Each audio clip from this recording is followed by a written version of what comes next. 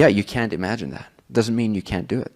Doesn't mean you will never bring yourself to that paradoxical state where you have to make that choice. They may do it to challenge their own personal self. Because you can get, if you place only comfortable experiences onto your path, meaning where your personal bias is never challenged, and you're a kind, peace-loving being, and you mostly attract peace-loving circumstances and beings, and you always share compassionately and lovingly and kindly, and you don't believe in killing, it's very, very hard to not become a personally biased being in that state, because you never challenge yourself. But it may very well be that your higher self at some point creates a circumstance of paradox where neither option seems right to your personal idea of kindness. And you have to make a choice. To either kill this or that, or something even worse will happen. Go ahead, what are you going to do? That really brings your consciousness to the fact that you have a bias. Otherwise, you're not forcing yourself to see that bias.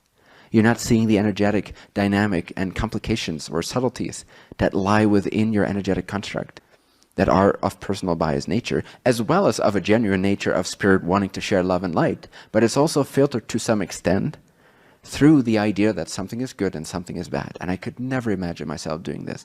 If you still have the idea that you can never imagine yourself doing one thing, investigate. You got some investigation to do. Because we can all do everything. In fact, we're all doing everything. We are the killer. We are the rapist. We are the soldier. We are the butcher. If you cannot find compassion for those that kill, whether it is out of anger or out of any other reason, if you cannot ever imagine yourself doing that, think again, just for the sake of experiment, just for the sake of self-transcendence, just for the sake of true kindness to all that is. For true kindness to the perpetrator, that you're seeing as separate out of your idea that something else is kinder. But separating others out as others is the most unkind thought you can offer the one creator.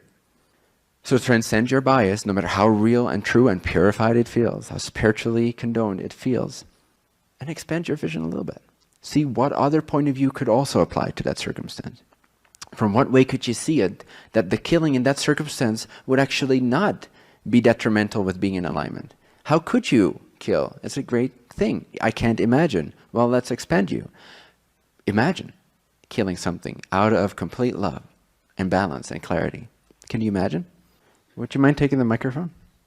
I mean, you can stay there if you want to sit there. But. I have a couple of scenarios that came to mind when you were talking, which were, the defense of a child or... The defense of a child, self-defense. Yeah, or self-defense. Yes, but I mean, those are perhaps more about attachment to the child or attachment to the self. Or common sense, or even balanced clarity in that moment. Imagine being completely unattached from the kid for whatever reason. I'm not saying this is humanly necessary or possible, but imagine being completely unattached to the kid and having equal love and appreciation for the one that's about to kill the kid as well as for the kid, just for the sake of imagination, right? Imagine. Even if it's your kid, like for some reason, there's equal amount of appreciation for both these creatures. You see them both as the creator, choosing their reality. There could be a balanced choice in that moment that allows you to intervene and kill the killer that was about to kill the kid. And there could be a scenario, as taboo as this may sound, where it would actually seem more sensible to let the killer kill the kid. You don't know, that's the thing.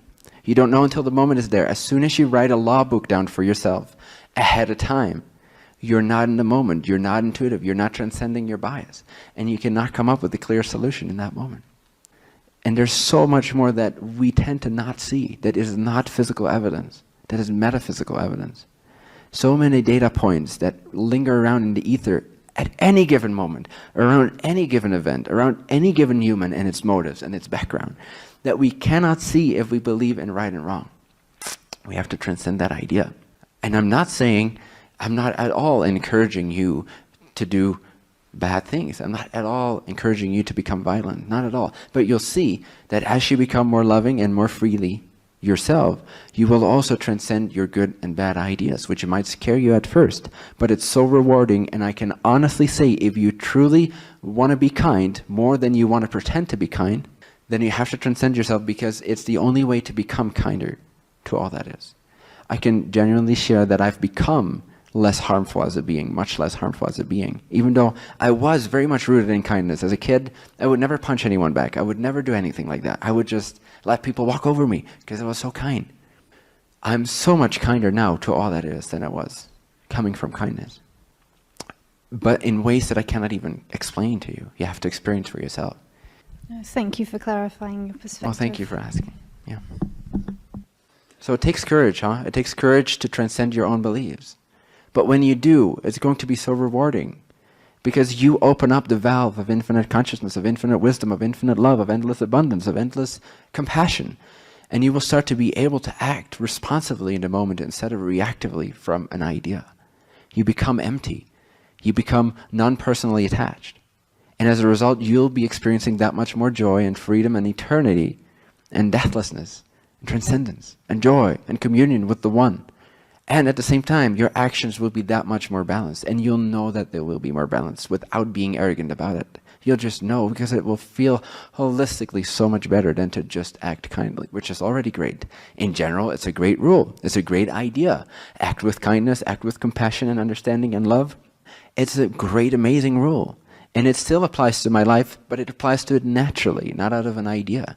It applies to it responsively, not out of reaction. So you have to be courageous if you want to be truly kind. So ask yourself, is my desire to know what I know, or is my desire to be truly kind?